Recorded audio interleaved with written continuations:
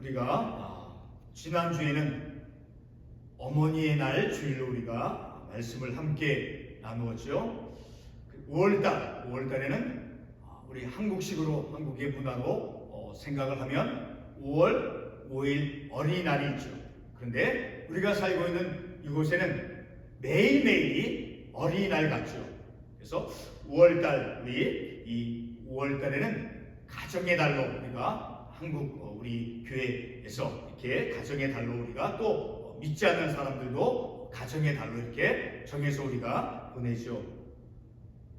오늘 말씀에 대한 제목, 복 있는 가정, 복 있는 가정. 오늘 우리가 이 말씀을 통해서 복된 가정 혹은 복이 있는 가정이 어떠한 모습인가 하는 것을 우리가, 그리고 복 있는 가정, 복된 가정에게 주어지는 그 복이 어떠한 것인가를 우리가 본문의 말씀을 통해서 상고해 보기를 원합니다.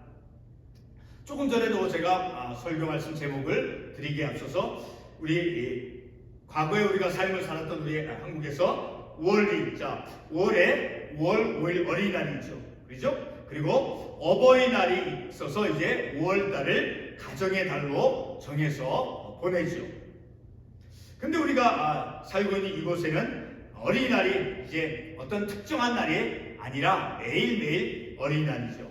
그리고 5월 지난주 5월 이제 둘째 주일, 5월 둘째 주일이 이제 마더스데이라고 해서 어머니의 날 주일로 우리가 보내고, 그리고 이제 다음 달 6월 셋째 주일에 아버지의 날, 파더스데이라고 해서 이제 아버지의 날, 그래서 어머니의 날 그리고 아버지의 날. 그래서 5월과 6월 달에는 이제 5월 이번 달과 다음 달에 이렇게 두 달간을 우리가 특별히 이제 여러분 들을지 모르지만 기독교 방송을 통해서 우리가 듣게 되어지면 그 아버지와 어머니, 그러니까 5월 달에 마더스데이가 있죠. 그렇죠? 그리고 6월 달에 아버지의 날, 파더스데이. 그래서 아버지와 어머니의 사랑과 은혜를 이제 그런 아름다운 부모님의 아버지와 어머니의 각각 아버지의 은혜, 아버지의 사랑, 어머니의 은혜 혹은 어머니의 사랑에 대한 그런 얘기를 이제 아름다운 이야기를 들려주죠. 그래서 우리가 이곳에서 삶을 살아가면서 5월과 6월 달은 한국의 그 가정의 달과 같은 그러한 느낌을 받으면서 우리가 지내죠. 우리가 아버지, 어머니의 그 사랑과 은혜를 기억해보며 그리고 감사하는 것은 바로 우리의 가정, 우리가 어디에서 태어납니까? 가정에서 태어나죠. 그렇죠? 우리가 태어나는 그 가정이 무엇인가를 생각하도록 이끌어준다라는 거예요. 어머니의 은혜 혹은 어머니의 사랑, 아버지의 은혜, 아버지의 사랑, 그것을 기억하고 그것을 되새긴다라는 것은 바로 가정이 소중하다라는 것을 깨닫게 해준다라는 거예요. 저와 여러분이 가정 안에서 삶을 살아오면서 가정의 그 중요함, 그리고 가정이 가진 그 자녀들 혹은 우리 자신도 포함해서 그 가정이 가진 그런 성장의 가능성을 우리가 알 수 있어요. 그렇죠? 가정에서 한 아이가 태어나죠. 그리고 이제 부부가 되어서 남자와 여자가 결혼을 해서 가정을 이루어서 그 가정에서 삶을 살아가면서 이제 그 성장해 가는 것, 남편은 남편으로서 또 아내는 아내로서, 그리고 자녀가 태어났을 때 그 어린 자녀가 태어나는 그렇게 남편과 아내 혹은 자녀들이 그 가정 안에서 삶을 살아가면서 그 가정 안에 무엇이 있는가? 바로 성장할 수 있는 성장의 가능성이 있는 그런 환경이다라는 것을 우리가 알 수 있죠. 특별히 우리의 자녀들이 커가는 모습을 통해서 볼 때 가정은 1차적인 그런 삶의 형성 장소라는 것을 우리가 깨닫게 되어지죠. 다시 말해 성격이 형성되어지는 어려서부터 그 성격, 아이가 가정에서 태어난 그 자녀는 가정에서 어린 시절부터 태어난 그 첫날부터 어떤 장소예요? 그 아이의 성품과 혹은 성격이 형성되어지는 그러한 중요한 장소이다라는 거예요. 얼마 전에 기독교 방송을 통해서 유대인과 그리고 이슬람 국가와 같은 그런 중동 국가 출신 사람들 가운데 중동 국가 민족들의 수가 유대인들 수보다, 그러니까 이스라엘 사람들보다 수보다 훨씬 많음에도 불구하고 노벨상 수상자들이 유대인들이 비교할 수 없을 만큼 월등히 많다라는 것을 방송을 통해서 들었습니다. 이러한 사실이 무엇을 말해주는 것이겠습니까? 유대인에 대해서 우리가 성경을 통해서 알 수 있죠. 그렇죠? 물론 우리가 유대인들이 많이 사는 유니버시티 같은 그런 곳에 가서 그들의 삶의 풍속, 그들의 삶의 어떤 행동 방식, 그런 것들을 우리가 알 수 있지만 우리는 성경을 통해서, 특별히 신명기 6장에 있는 그 말씀을 통해서 알 수 있어요. 신명기 6장에 이스라엘아 들으라 쉐마 이스라엘. 그 말씀을 통해서, 성경을 통해서 우리가 유대인들은 바로 하나님 여호와 하나님에 대한 유일신, 그 유일신 사상, 유일신 신앙을 갖고 삶을 살아가는 유대인들이다라는 것을 알 수 있죠. 특별히 신명기 6장 4절 말씀에 보게 되면 이스라엘아 들으라 우리 하나님 여호와는 오직 유일한 여호와시니. 이것은 유대인들이 이스라엘 유대인들이 자신들의 어떤 하나님에 대한 그 신앙 고백, 그 기본적인 신앙 고백인 거예요. 신앙 고백. 이스라엘들아 우리 하나님 여호와는 오직 유일한 여호와시니. 그 말씀이 바로 이스라엘의 기본적인 신앙 고백이다라는 거죠. 그런 신앙 고백과 함께 계속해서 너는 마음을 다하고 뜻을 다하고 힘을 다하여 내 하나님 여호와를 사랑하라. 그리고 계속해서 오늘 내가 내게 명하는 이 말씀을 너는 마음에 새기고 내 자녀에게 부지런히 가르치며 집에 앉았을 때든지 길을 갈 때든지 누워있을 때든지 일어날 때든지 이 말씀을 강론할 것이며 라는 말씀이 있죠. 그러한 말씀을 오늘날에도 현대도 유대인들은, 경건한 유대인들은 그 말씀을 낭송을 합니다. 바로 이와 같은 그들의 신앙 고백과 그리고 여호와에 대한 그 신앙이 유대인의 결과적으로서 유대인의 뛰어남을 가져다 준 것이다 라고 우리는 충분히 판단할 수 있다는 거죠. 이런 신명기 6장에 있는 그런 말씀, 하나님에 대한 그 신앙의 고백, 그리고 자녀에게 집에서 그 하나님의 말씀을 부지런히 가르치다라고 하는 그런 말씀, 그런 그들의 믿음은 바로 그들의 유대인들의 어떤 민족의 우월감, 우수성을 이제 결과로서 만들어 주었다라는 것을 우리가 말씀을 통해서 알 수 있죠. 방금 인용한 신명기 6장 7절 말씀에 보게 되면 내 자녀에게 가르치라라는 말씀과 그리고 집에 있을 때 가르치라라는 말씀을 통해서 오늘날 유대인들의 가정의 교육을 우리가 알 수 있다라는 거예요. 신명기의 이 말씀들을 이제 경건한 유대인들이 아침 저녁으로 기도할 때 낭송한다는 것은 바로 하나님 여호와는 오직 유일한 여호와라는 고대 유대인의 그 신앙의 아주 철저한 믿음의 어떤 철저함을 보여주는 것이죠. 오늘날의 유대인들도 마찬가지겠죠. 더욱이 유대인들의 그 가정에서 그 말씀을 가르치는 것은 유대인들의 가정이 오늘 우리가 읽은 이 시편 이 본문의 말씀을 통해서 이 적용을 해보게 되면 참으로 복 있는 가정이 된다라는 것을 우리가 깨달을 수 있습니다. 우리들 이제 미국에 와서 삶을 살아가면서 우리가 한 가지 느낄 수 있는 것은 바로 미국의 기독교 정신은 바로 주데오 크리스찬이티라는 거예요. 유대이즘, 유대교, 그리고 크리스찬이티, 기독교죠. 그런 주데오 크리스찬이티로서 이스라엘의 그 유대교와 그리고 기독교의 공통적인 여러 가지 공통점이 있겠지만 특별히 지금 말씀을 드리면 동일한 여호와 하나님을 믿으며 예배하는 것이죠. 주데오 크리스찬이즘, 유대교와 또 우리 기독교. 유대교와 기독교, 주데오 크리스찬이티에서 공통적인 것은 이스라엘의 유대교 그리고 우리 기독교는 그 공통점이 제가 방금 말씀을 드렸지 여러 가지가 있겠지만 그 중에 몇 가지는 동일한 여호와 하나님을 믿고 예배한다라는 것이죠. 그리고 구약과 모세 율법과 십계명을 하나님이 주신 것으로 믿는 것이죠. 그리고 중요한 것은 하나님의 말씀대로 삶을 살려고 하는 것이 공통적인 것이다라는 거예요. 그리고 이곳에서 우리가 삶을 살아가면서 우리가 대통령 취임식 때 우리가 보아서 알 수 있듯이 대통령과 그리고 주지사가 취임식을 가질 때 이제 그들의 손을 성경에 손을 얹고 선서를 하지요. 뿐만 아니라 오늘날의 이스라엘과 그리고 예루살렘이 이스라엘의 수도라고 하는 그 성경의 진술을 이제 절대적으로 지지해주고 있죠. 한마디로 우리가 살고 있는 이 나라는 기독교 국가이며 그리고 이민자인 우리에게 이제 기독교 종교의 어떤 활동과 그리고 믿음의 삶에 대해서 어떠한 장애나 어려움이 없는 그러한 나라가 바로 이곳이다라는 것을 우리가 삶을 살아가면서 알 수 있게 되어지죠. 제가 지금까지 말씀을 드린 것은 기독교 국가에서 살아가는 우리는 그 어느 때보다도 가정에서 신앙교육의 중요함을 느끼고 있다는 사실입니다.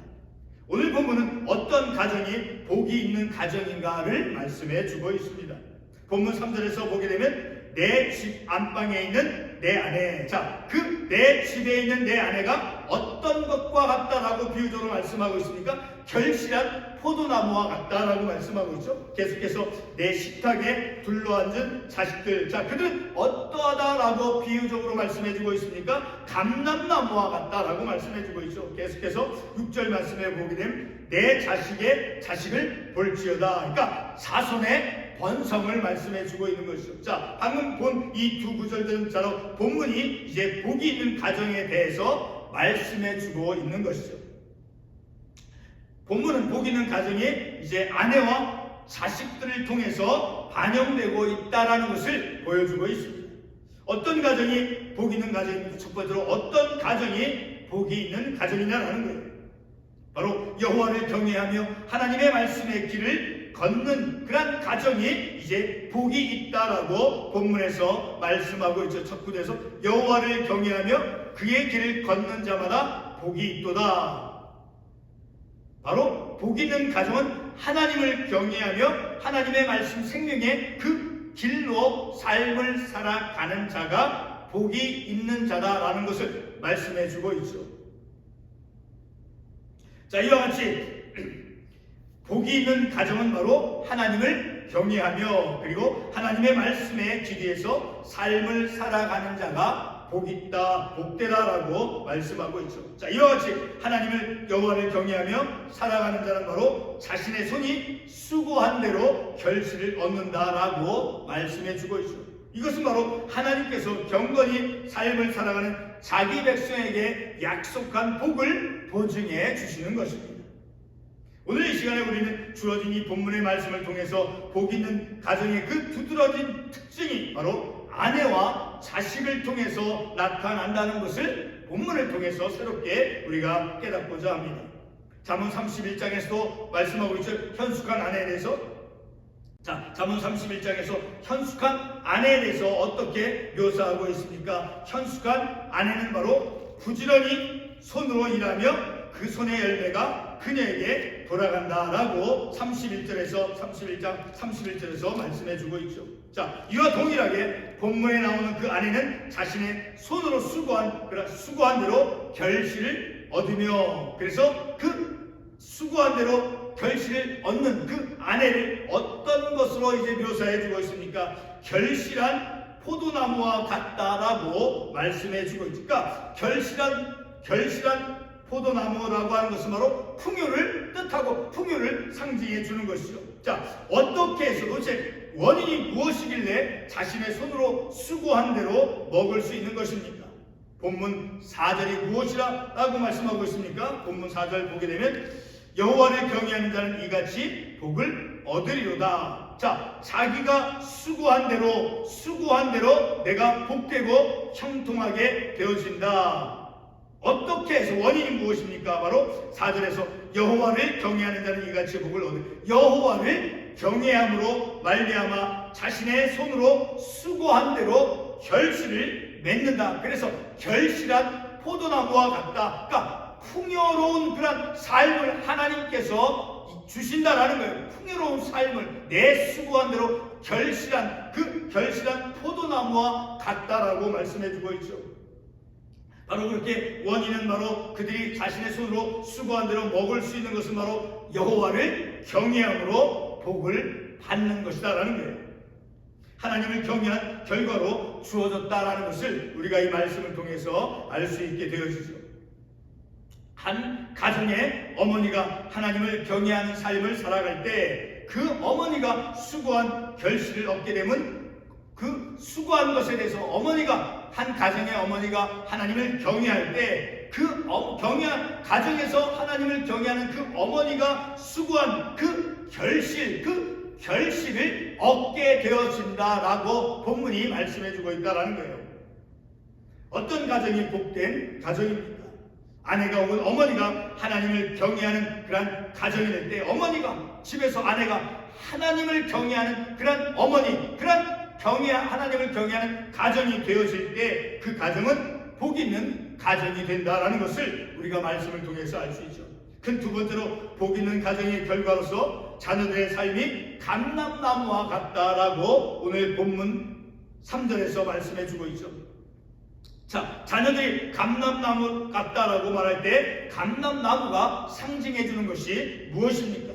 우리는 창세기 8장 11절 말씀에서 그 상징하는 것이 무엇인가를 우리가 알 수 있어요. 자, 창세기 8장 11절의 말씀에 보게 되면 이제 노아의 홍수, 그 홍수가 끝난 후에 노아의 방주에서 이제 방주 안에 있던 그 비둘기를 바깥으로 날려보냅니다. 그 홍수가 끝났는가, 땅에 홍수가 줄어들었는가를 알아내고자 이제 비둘기를 방주 바깥으로 내어보냅니다. 근데 그 비둘기가 이제 감람나무 잎사귀를 물고 돌아왔습니다. 우리 창세기 8장 11절 말씀 직접 한번 보겠습니다.